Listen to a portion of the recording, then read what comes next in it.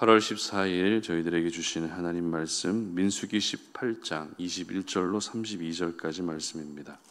내가 이스라엘의 11조를 레위 자손에게 기업으로 다 주어서 그들이 하는 일 곧 회막에서 하는 일을 갚나니 이후로는 이스라엘 자손이 회막에 가까이 하지 말 것이라. 죄값으로 죽을까 하노라. 그러나 레위인은 회막에서 봉사하며 자기들의 죄를 담당할 것이요 이스라엘 자손 중에는 기업이 없을 것이니 이는 너희 대대의 영원한 율례라. 이스라엘 자손이 여호와께 거제로 드리는 11조를 레위인에게 기업으로 주었으므로 내가 그들에 대하여 말하기를 이스라엘 자손 중에 기업이 없을 것이라 하였노라. 여호와께서 모세에게 말씀하여 이르시되 너는 레위인에게 말하여 그에게 이르라. 내가 이스라엘 자손에게 받아 너희에게 기업으로 준 11조를 너희가 그들에게서 받을 때에 그 11조의 11조를 거제로 여호와께 드릴 것이라. 내가 너희의 거제물을 타작마당에서 드리는 곡물과 포도즙 틀에서 드리는 즙같이 여기리니 너희는 이스라엘 자손에게서 받는 모든 것의 11조 중에서 여호와께 거제로 드리고 여호와께 드린 그 거제물은 제사장 아론에게 돌리되 너희가 받은 모든 헌물 중에서 너희는 그 아름다운 것 곧 거룩하게 한 부분을 가져다가 여호와께 거제로 드릴지니라. 이러므로 너는 그들에게 이르라. 너희가 그 중에서 아름다운 것을 가져다가 드리고 남은 것은 너희 레위인에게는 타작마당의 소출과 포도즙 틀의 소출같이 되리니 너희와 너희의 권속이 어디서든지 이것을 먹을 수 있음은 이는 회막에서 일한 너희의 보수임이니라. 너희가 그중 아름다운 것을 받들어 드린즉 이로 말미암아 죄를 담당하지 아니할 것이라. 너희는 이스라엘 자손의 성물을 더럽히지 말라. 그리하여야 죽지 아니하리라. 아멘. 아름다운 공동체라는 제목으로 오늘 아침 말씀 전합니다. 보통 외모를 보며 아름답다고 표현하기도 하지만 인품과 삶을 통해 나타나는 모습을 보면서 아름답다라고 말하기도 합니다. 그렇다면 외모의 아름다움과 인품이나 삶의 아름다움 중에 진정한 아름다움이란 무엇일까요? 아마도 인품과 삶을 통해 나타나는 아름다움이 진정한 아름다움이라 생각되실 것입니다. 그렇다면 공동체는 어떨까요? 공동체의 어떤 모습을 보면서 이 공동체가 아름다운 공동체구나라고 이렇게 말할 수 있겠습니까? 오늘 본문에서 말씀하고 있는 공동체의 아름다움은 서로를 챙기고 또 서로를 돌아보는 공동체가 진짜 아름다운 공동체다라는 것을 우리에게 보여주고 있습니다. 계속해서 제사장과 레위인들을 향한 말씀을 기록하고 있는 민수기 18장을 묵상하고 있는데요. 민수기 18장은 크게 세 부분으로 나누어집니다. 첫 번째는 제사장과 레위인의 역할, 직무 이와 같은 말씀이고요. 두 번째는 제사장들에게 돌아갈 몫에 대한 말씀입니다. 그리고 오늘 본문에 해당되는 세 번째 내용은 레위인들에게 돌아갈 몫에 대한 말씀입니다. 이렇게 성경 한 장을 할애해서 제사장과 레위인들에 대한 구체적인 말씀을 하고 있다는 것은 그만큼 이들의 역할이 중요하다는 뜻입니다. 그리고 중요한 만큼 이들에 대한 배려도 반드시 필요하다는 것입니다. 그러므로 먼저 우리가 오늘 본문을 묵상하면서 가져야 될 생각은 공동체 안에서 항상 수고하는 분들을 향한 감사의 마음을 가질 수 있었으면 좋겠습니다. 봉사하는 분들 대부분은 결코 환경과 상황이 되기 때문에 봉사하는 것이 아닙니다. 환경과 상황이 어려워도 교회를 세워가는 일에 함께 땀을 흘리고 수고하는 것이 건강한 공동체를 세워가는 길이라는 것을 알고 있기 때문에 힘들어도 수고하는 것이고 환경이 여의치 않아도 수고하게 되는 것입니다. 그러므로 실력이 되고 또 환경이 되기 때문에 봉사하는 것이 당연하다라는 이런 생각은 하지 않으셨으면 좋겠습니다. 실력이 부족하고 환경이 여의치 않아도 함께 수고하는 것이 공동체 안에서 우리 모두가 가져야 될 그런 귀한 자세라는 것을 오늘 이 아침에 먼저 기억할 수 있었으면 좋겠습니다. 특별히 오늘 본문에서 레위인들에게 돌아갈 몫을 말씀하실 때 11조가 언급이 됩니다. 어제 살펴봤던 제사장들의 몫에 대해서는 11조라는 말은 언급되지 않았습니다. 그런데 오늘 본문에 레위인들에게 돌아갈 몫에 대해서는 11조라고 구체적으로 언급하고 있다는 점을 우리가 주목할 필요가 있습니다. 21절 말씀 보시기 바랍니다. 내가 이스라엘의 11조를 레위 자손에게 기업으로 다 주어서 그들이 하는 일, 곧 회막에서 하는 일을 갚나니. 그러니까 이스라엘 백성들이 11조를 내면 11조는 레위인들의 몫으로 돌아가게 하셨다는 것입니다. 그 이유에 대해서는 어제 제사장의 몫에 대한 말씀에서도 우리가 살펴봤던 것처럼 레위인들 역시 성막과 관련된 일, 그 일들만 해야 했기 때문에 먹고 살기 위한 또 다른 일들을 할 수가 없었습니다. 따라서 하나님은 11조를 통해서 레위인들의 먹고 사는 문제를 책임져 주셨던 것입니다. 그런데 레위인들에게 돌아갈 11조에 대한 말씀에서 또 한 가지 말씀이 주어지고 있습니다. 26절 보시기 바랍니다.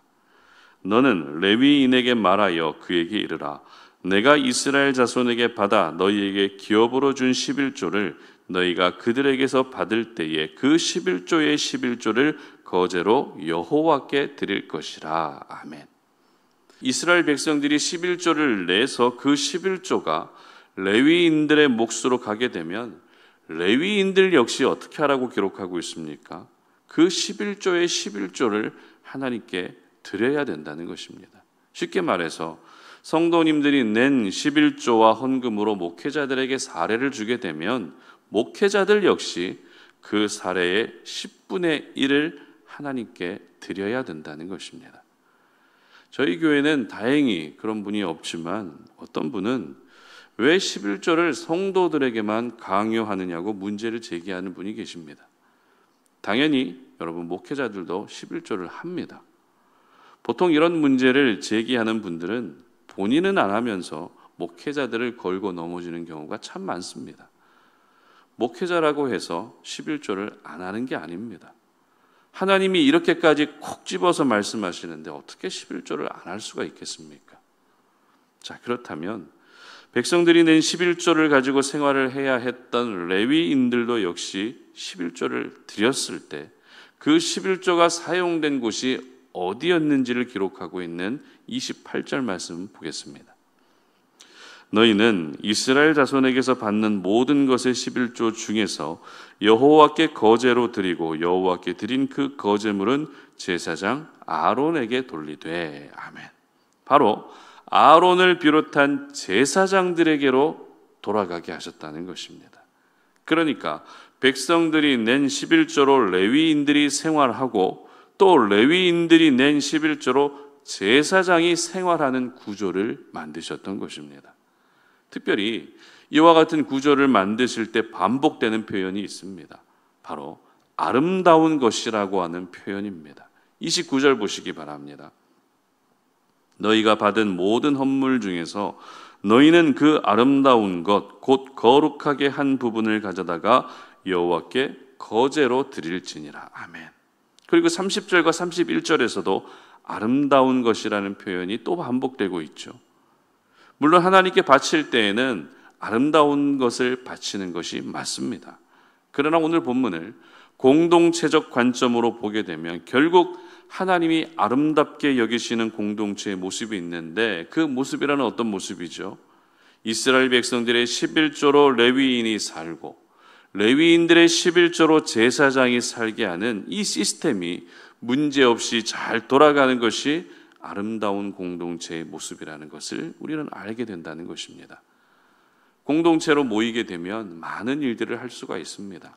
어려운 이웃도 돌볼 수 있고 하나님의 사랑을 흘려보낼 수도 있습니다. 분명 이러한 모습도 아름다운 공동체의 모습임에 틀림없습니다. 그러나 오늘 본문을 통해서 알게 되는 공동체의 아름다움은 서로를 챙기고 서로를 돌아보는 모습이 있을 때 그 공동체가 하나님 보시기에 아름답다라는 것을 깨달을 수 있어야 되는 것이죠. 사회적 약자는 사회 안에만 있는 것이 아닙니다. 어찌 보면 교회 안에 더 많습니다. 따라서 이웃을 돌아보는 것도 중요하지만 먼저 식구부터 돌아보고 챙길 수 있어야 되는 것입니다. 예를 들어 볼까요? 지금 내 자녀는 학교 생활에 잘 적응도 하지 못하고 대인관계에서도 큰 어려움을 겪고 있는데 부모님은 그 자녀들을 돌보는 일에는 별로 관심이 없고 어려운 이웃을 돕는 사회 사업에만 몰두해 있다면 그것이 과연 아름다운 모습인지 다시 생각해 볼 필요가 있다는 것입니다. 서두에서 말씀드린 것처럼 진정한 아름다움은 외모를 가꾸는 것이 아니라 내면을 가꾸는 것입니다. 마찬가지입니다. 아름다운 공동체는 공동체 안에 있는 연약한 지체들을 먼저 돌아보는 것입니다. 그렇다고 해서 공동체만 돌아봐야 된다는 말은 절대 아닙니다. 그러나 적어도 공동체 안에 누가 힘들어하고 있는지, 누가 어려움을 겪고 있는지 정도는 알고서 그들을 위해 기도해주고 그들에게 실질적인 도움이 될 수 있어야 되는 것입니다. 오늘 본문에는 레위인과 제사장이라고 그 대상이 특정되어 있기는 하지만 늘 말씀드리듯이 우리 모두가 제사장입니다. 우리 모두가 늘 하나님 앞에 레위인처럼 살아야 되는 사람들이라는 것입니다. 결국 제사장과 레위인들에게 돌아갈 몫을 위한 제도를 백성들을 통해서 마련하셨다는 것은 누군가는 이들을 챙기고 누군가는 이들을 도와주어야 정상적인 공동체의 모습이 만들어질 수 있다는 것을 우리에게 말씀하고 계시는 것입니다. 따라서 내가 때로는 이스라엘 백성들처럼 살아야 될 때도 있고 또 때로는 왕 같은 제사장으로 살아야 될 때도 있고 또 때로는 하나님이 맡기신 역할을 감당하는 레위인으로도 살 수 있어야 되는 것입니다. 중요한 것은 내가 어떤 신분으로 살든 공동체 안에서는 항상 공동체 식구를 먼저 돌아볼 수 있는 넉넉한 마음과 넓은 시야를 가지고 있어야 된다는 것입니다. 그리고 또 그렇게 도움의 손길을 줄 때 하나님이 보시기에 아름다운 공동체로 바로 세워지게 되는 것입니다. 그러므로 여러분 모두가 아름다운 공동체를 만들어가는 일에 작게나마 도움이 되고 힘이 될 수 있었으면 좋겠습니다. 내가 누군가에게 도움을 받았다면 나도 역시 누군가를 도와주고 내가 누군가의 기도로 문제가 해결됐다면 나도 역시 그들을 위해 기도해 줌으로써 우리 안에 모든 문제들이 함께 해결되는 그런 선한 일들이 연속적으로 일어날 수 있었으면 좋겠습니다. 그래서 특별히 우리 송탄 오륜교회가 아름다운 공동체가 될 수 있었으면 좋겠고 그리고 여러분의 가정도 역시 아름다운 공동체가 될 수 있으시기를 주님의 이름으로 축복합니다. 함께 기도하겠습니다. 살아계신 하나님, 오늘 우리가 주님 앞에 나와 이 새벽에 기도하며 우리가 속해 있는 모든 공동체가 하나님 보시기에 아름다운 공동체가 되기를 원합니다.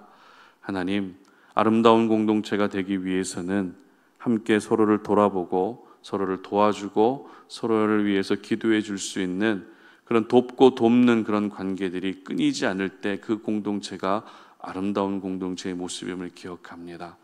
나만 공동체 안에서 잘 되는 것을 바라기보다 내가 잘됨과 함께 다른 이들도 역시 함께 잘 될 수 있는 그런 공동체를 꿈꾸며 우리에게 주어진 모든 역할과 사명을 잘 감당할 수 있도록 도와주시옵소서. 오늘도 우리가 살아갈 때에 평소보다 더욱더 넓은 시야를 가지고 더 넓은 넉넉한 마음을 가지고 공동체 지체들 한 사람 한 사람을 떠올리며 그들을 위해 기도해 줄 수 있는 그러한 아름다운 공동체를 만들어가는 신실한 주의 백성들 되게 하여 주시옵소서. 감사드리며 예수님의 이름으로 기도드립니다. 아멘.